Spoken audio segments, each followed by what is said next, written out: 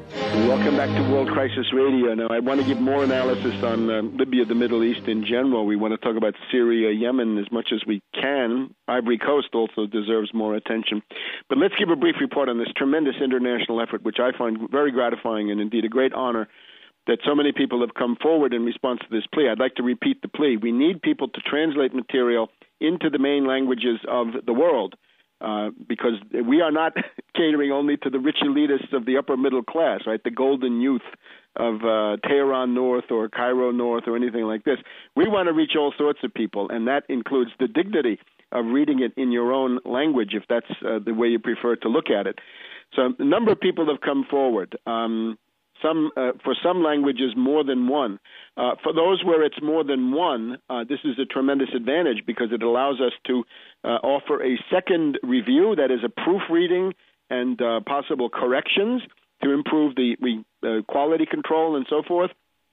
And we can say so far that the following languages have been received and have been posted. They're all available through Tarpley.net or will be shortly, and that is Italian, Greek, Polish, and Portuguese are already available. And in the case of Portuguese, we're actually going to have two versions, one for metropolitan Portugal, but another version for the Luso-Brazilian world, right? So we'll have the Brazilian Portuguese version. So Italian, Greek, Polish, and Portuguese already up. We've also got translations now in hand from Russian, Czech, Japanese, French, Chinese, Urdu for Pakistan, and Swedish. And those are in the process of being put up. I have to apologize. The response to this has been so overwhelming and so gratifying that our technical ability has been a little bit swamped. So for those who may be looking for their translation to be posted, that will happen as soon as possible. So keep looking at Tarpley.net. And in the case of the Italian, Greek, Polish, and Portuguese versions, I've already put that out on Twitter, and I'm happy to say that the Greek and the Polish have already been posted separately on other blogs, and I believe the Portuguese will be posted on a separate blog as well. So the more the merrier. Once it's in the languages, then please do send it out. So the total list that we hope to have are the four that I've just mentioned, plus Russian, Arabic, Czech, Japanese, Spanish, Turkish, French, Persian, Parsi, Chinese, Urdu, and Swedish. If you've heard your language, remember we need more than one person on each of these, especially in order to have a rotation as time goes on. If we could hope to have one such article every 2 or 3 weeks or every month, then that would be advantageous to have maybe one person translate at one time, another person proofread it, and then the next month reverse the roles, because it is a significant amount of work. But I think that there's some hope that this can lead to the rebirth of a kind of international opposition at the intellectual level, but also on the programmatic and hopefully organizational level in terms of a worldwide resistance to imperialism and against monetarism and neoliberalism and against the International Monetary Fund, the World Bank, and the World Trade Organization, as well as NATO, but to have this conducted on a positive programmatic basis, different from the simple slogans that are being offered. Now, a couple of days ago, I did a program with Press TV of Iran, and I believe this was available on the Internet immediately. I'm told it may be broadcast again on Sunday, this coming. As you hear this, that would be Sunday the 10th, I guess it would be, or the closest to that. This was a spokesman for the Libyan rebels who mainly engaged in a parade of slogans: freedom, democracy, prosperity, rule of law. Not very convincing. There was a studio audience in Beirut where the one person there from Turkey gave a very favorable response to what I had to say.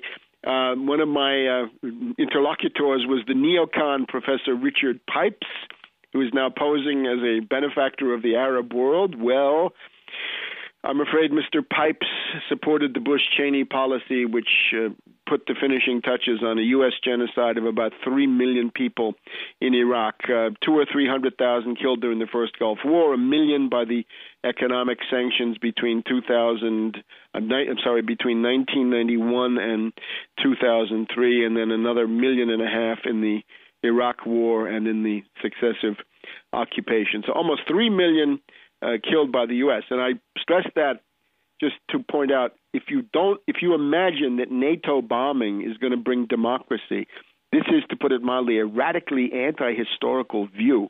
You have to forget everything that has just happened. So that is the basic rundown on Libya. Qatar continuing to play this extremely questionable role. Again, the royal family of Qatar feeling wrongly, I think, that they can ride the tiger, that they can destabilize every country around them and somehow be immune themselves. Qatar is now arming the Libyan rebels. They are violating the UN Security Council resolution, as even the Secretary General of NATO, Fogh Rasmussen, more or less had to agree that any arming of anybody in Libya is a violation of the UN Security Council resolutions. Qatar is also participating in the illegal sales of Libyan oil with that one tanker that came out of Tobruk. We've got the continuing destabilization of Syria, although it seems to remain limited to this Daraa area, the southern extremity of Syria near the border area. And again, the goal there is to deprive Iran of an ally, to isolate Hezbollah. And in that television program, some people sympathetic to Hezbollah seem not to recognize that if Syria fell to a color revolution, that is very likely to be the result. And, of course, then to kick the Russians out of the Tartus naval station. And I see Paul Craig Roberts has picked up on this story that these destabilizations are directed against China and against Russia. Good, the more the merrier on that. In Yemen, the Obama administration now coming out more and more openly against President Saleh. We've even got the Gulf Cooperation Council coming in and trying to meddle in Yemen. There is a theory on the internet that there's a deal between the United States and Saudi Arabia. This is absolutely fatuous.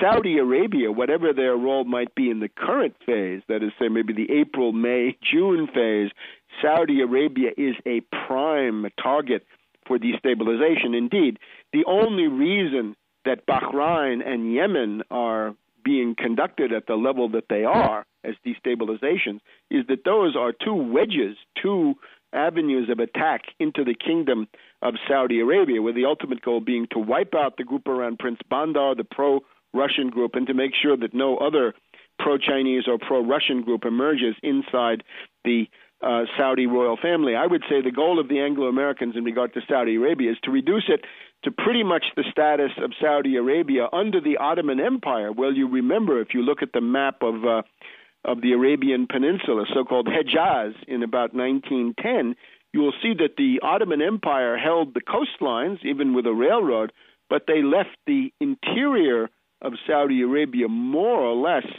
unoccupied, and in particular the empty quarter. And I think under the Anglo-American plan, most of Saudi Arabia would go back to being the empty quarter. Think about the Ottoman Empire also in regard to Libya. If Libya goes into three parts or two parts, Tripoli, Cyrenaica, and Fezzan, those are your three Ottoman provinces, your three sanjaks of Libya. And I think that is the goal. Partition, subdivision. That seems to be what I got out of an interview by Rasmussen of NATO with Al Jazeera this morning, where he says, we are going to toe the line on the NATO resolution. We're not going to help anybody to unite the country. And indeed, that seems to be the recipe for the partition of Lebanon. And I guess with that, we've come to the end of our program. Keep up with Tarpley.net. Keep up with Webster G. Tarpley at Twitter.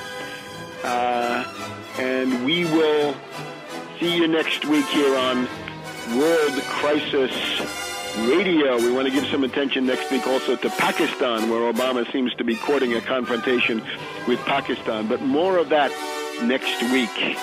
Tarpley.net and Webster G. Tarpley on Twitter.